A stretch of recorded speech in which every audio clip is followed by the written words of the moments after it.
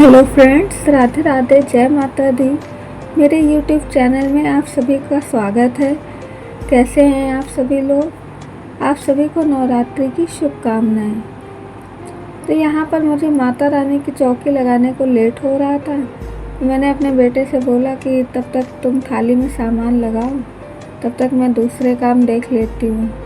बच्चे अगर घर में होते हैं तो थोड़ी सी हेल्प भी मिल जाती है, क्योंकि इस समय उसका स्कूल वगैरह नहीं है, एग्ज़ाम हो गए हैं, तो घर में हेल्प कर भी देता है। और फिर मैं पूजा में बच्चों की हेल्प ज़रूर लेती हूँ, जिससे कि बच्चों को भी थोड़ा सा ये रहे कि हाँ, हमें हेल्प करना उनकी हमेशा से आदत बनी रहती है।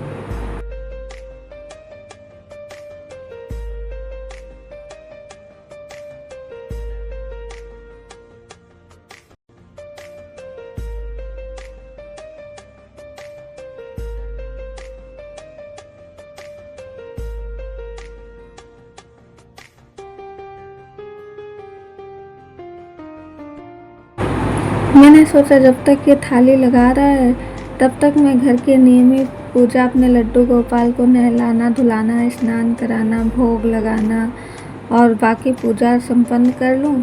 इसके बाद माता रानी की वो सब करने के बाद मैंने आटे और उसी चौक के ऊपर मैंने चौकी को खिसका कर रख दिया। बाकी का डेकोरेशन मैंने एक दिन पहले ही कर लिया था, क्योंकि मुझे एकदम से टाइम नहीं मिलता। चौकी में मैंने सोचा कि यहाँ किनारे, उसके बाद मैंने चावल लेकर कलश रखने के लिए उसके नीचे अष्टदल कमल बनाना था। तो मैंने सोचा पहले अष्टदल कमल बना लेते हैं, फिर कलश रखेंगे। बेटे ने मेरे बोला कि मम्मी, चौकी के नीचे भी तो आपने आटे की चौक बनाई है। तो मैंने बोला बेटा, चौक दूसरी बात होती है और अष्टदल कमल दूसरी बात होती है। चावल का अष्टदल कमल ज़्यादा अच्छा माना जाता है। तो मैंने कहा चलो कलश बनाने से पहले चावल का अष्टदल कमल बना लेते हैं।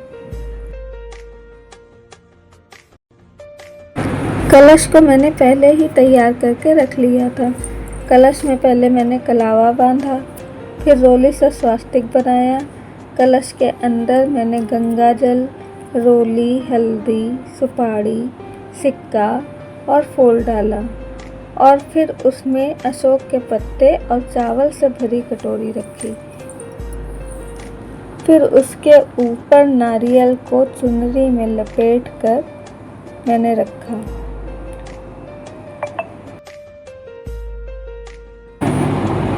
उसके बाद चौकी पर ऊपर से फिर से आसन बिछाकर मैंने माता रानी को विराजमान किया। फोटो वाली माता रानी के लिए मैं चुनरी लाई थी और मूर्ति वाली माता रानी को मैं लहंगा चुनरी लाई थी।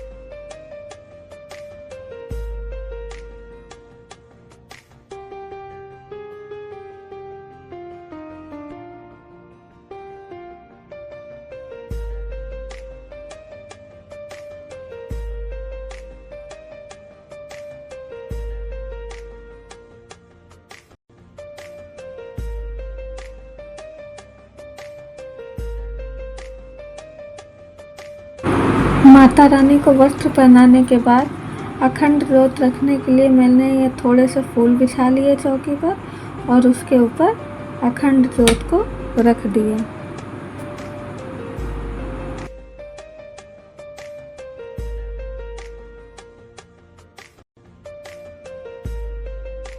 अखंड जोत रखने के बाद मैंने दीप प्रज्वलित कर लिया, धूप दीप जला लिया। मैंने ऐसा सुना है कि लोग कहते हैं अग्नि साक्षी होती है आप जो भी काम करते हैं, तो इसलिए कोई भी पूजा करने से पहले दिया जलाना बहुत ज़रूरी होता है। सबसे पहले हम दिया जलाते हैं, फिर हम पूजा शुरू करते हैं।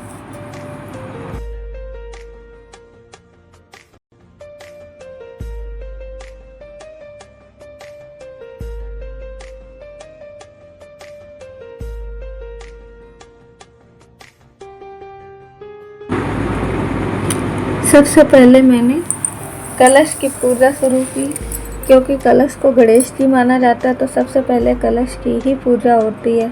उनमें जनेऊ चढ़ाना, फूल चढ़ाना और कुछ मीठा चढ़ाना, फल चढ़ाना। कलश की पूजा करने के बाद फिर गौर माता की पूजा करूँगी, फिर दिया की यानी अखंड ज्योत की पूजा और फिर माता रानी की।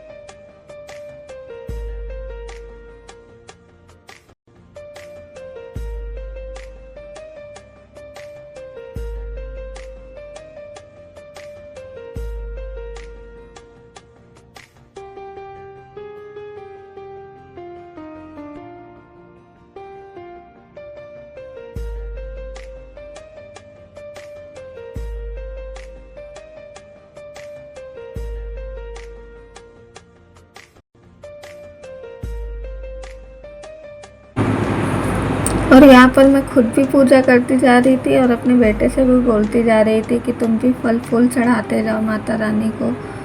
मैं अपने साथ अपने बेटे को ज़रूर बिठा लेती हूँ, अगर वो स्कूल नहीं गया है या घर से बाहर नहीं है किसी ज़रूरी काम से, जैसे बच्चे बाहर होते हैं तो फिर कोई बात नहीं है। नहीं तो अगर कोई भी पूजा पाठ होती है तो मैं उसको अपने साथ ज़रूर बिठाती हूँ। और मेरा ऐसा मानना है कि बच्चों को पूजा पाठ में अपने साथ ज़रूर बिठाना चाहिए। पूजा करते करते मैं दुर्गा चालीसा पढ़ने लगी थी, तो बीच बीच में मेरा बेटा जो भी पूछता जा रहा था तो मैं उसे इशारे से बताती जा रही थी, क्योंकि अब चालीसा पढ़ते टाइम बोल तो सकते नहीं है कि चालीसा। और ये गुड़हल का फूल मेरे ही गमले के हैं। माता रानी का ऐसा आशीर्वाद है कि जब तक नवरात्रि होती, आज से नहीं बहुत दिनों से, मेरी छत में 3-4 गमले गुड़हल के हैं। कोई गुलाबी है, कोई लाल है, कोई देसी है, कोई विदेशी है। तो 2-3 फूल डेली माता रानी की ऐसी कृपा है कि मेरे गमले में जब तक नवरात्रि रहती है तो गुड़हल के फूल होते ही होते हैं। जो बाहर से फूल माला आती है वो तो आती है, लेकिन मैं हमेशा सोचती हूँ पता नहीं आज गुड़हल का फूल खिला कि नहीं खिला, माता रानी को चढ़ा देती, क्योंकि लोग बोलते हैं ना कि गुड़हल का फूल माता रानी को प्रिय होता है। लेकिन जब भी मैं छत पे जाती हूँ तो देख के मन खुश हो जाता है कि हाँ माता रानी की कृपा से ही गुड़हल का फूल खिला। वो खुद चाहती हैं कि मैं गुड़हल का फूल उनको चढ़ाऊँ।